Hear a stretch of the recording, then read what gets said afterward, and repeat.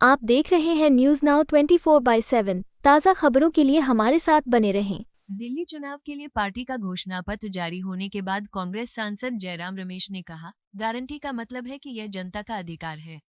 दिल्ली के लोगों के लिए 5 गारंटी की घोषणा की गई है। अभी दिल्ली में व्यापार करने में आसानी की बात नहीं बल्कि सांस लेने में आसानी की बात हो रही है। अगर आप प्रदूषण और रासायनिक संदूषण के लिए कोई भी पैरामीटर देखेंगे तो कोई भी दिल्ली से मेल नहीं खा सकता। न तो भाजपा और न ही दिल्ली की आप सरकार ने इस मुद्दे को गंभीरता से लिया है। कि ये गारंटी शब्द जो है, आज सभी पार्टी इस शब्द का इस्तेमाल कर रहे हैं। पहली बार कांग्रेस पार्टी ने कर्नाटक के चुनाव के समय गारंटी, ऐसे तो हम वादे करते हैं घोषणा पत्र में, हर एक पार्टी हर एक चुनाव के लिए घोषणा पत्र निकालती है, उसमें ढेर सारे वादे होते हैं, पर पहली बार हमने गारंटी शब्द इस्तेमाल किया कर्नाटक के विधानसभा चुनाव के समय 2023 मई, क्योंकि हम चाहते थे कि जनता को ये संदेशा जाए कि जो कांग्रेस पार्टी कहती है वो करेगी। ये गारंटी न केवल पार्टी की है पर ये जनता का अधिकार भी बनता है। तो इसीलिए हमने गारंटी सोचा। आपको याद होगा पहली बार जब डॉक्टर मनमोहन सिंह जी प्रधानमंत्री थे, पहली बार किसी सरकारी कार्यक्रम को, कानून को गारंटी के रूप में हम लाए थे। पार्लियामेंट में पारित हुआ राष्ट्रीय ग्रामीण रोजगार गारंटी अधिनियम।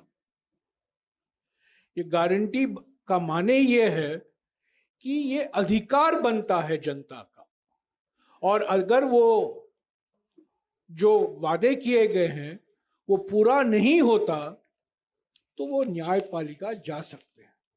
यानी कि ये कानूनी अधिकार है, न केवल शासनिक अधिकार नहीं है पर ये कानूनी अधिकार है।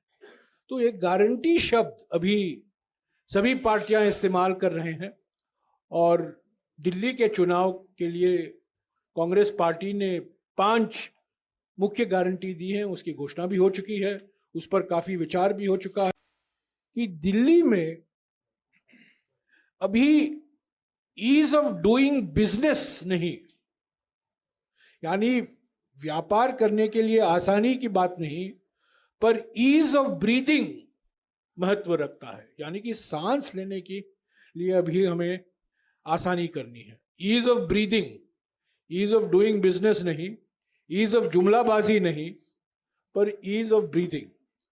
क्योंकि अगर आप कोई मानक देखें, प्रदूषण और संदूषण के मामले में दिल्ली सर्वोपरि है।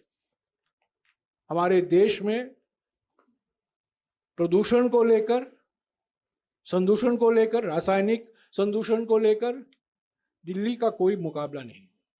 ये देश की राजधानी है, और मैं समझता हूं ये बीजेपी की नीति की वजह से हुआ है। इस गंभीरता से लेना चाहिए था, उन्होंने नहीं लिया है। यहां की जो आम आदमी पार्टी की सरकार है वो भी इसको इतनी गंभीरता से जो लेना चाहिए था नहीं लिया है। और मुझे याद है जब शीला दीक्षित जी दिल्ली के मुख्यमंत्री थी, यमुना एक्शन प्लान, जापान सरकार से हमने सहायता मांगी और केंद्र सरकार से हमने ये वादा किया था दिल्ली सरकार को कि पैसे की कोई कमी नहीं पड़ेगी आपको। यमुना एक्शन प्लान की शुरुआत हुई थी।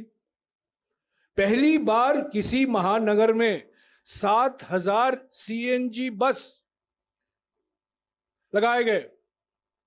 ये शीला दीक्षित जी के समय हुआ था। वृक्षारोपण का काम तो सब लोग जानते हैं, पहले से हुआ करता था दिल्ली में, पर सीएनजी का आना, यमुना एक्शन प्लान की शुरुआत करना, और सबसे बड़ी बात दिल्ली मेट्रो, मुझे आज भी याद है, बात हो रही थी कि दिल्ली मेट्रो को हम और कैसे तेजी से आगे ले चले, और शीला जी ने कहा हम श्रीधरन साहब को क्यों नहीं इसको चेयरमैन बनाते। वो कोंकण रेलवे कॉरपोरेशन के अध्यक्ष हुआ करते थे। मुझे आज भी याद है वो दिन, दिसंबर का महीना था 1998, 1998। अभी चुनाव नतीजे आए थे, मुख्यमंत्री बनी थी, और 3 चीज पर हमने चर्चा की, CNG bus, Yamuna action plan और दिल्ली मेट्रो। आपको यह वीडियो पसंद आया हो तो इसे लाइक करें, हमारे चैनल को सब्सक्राइब करें।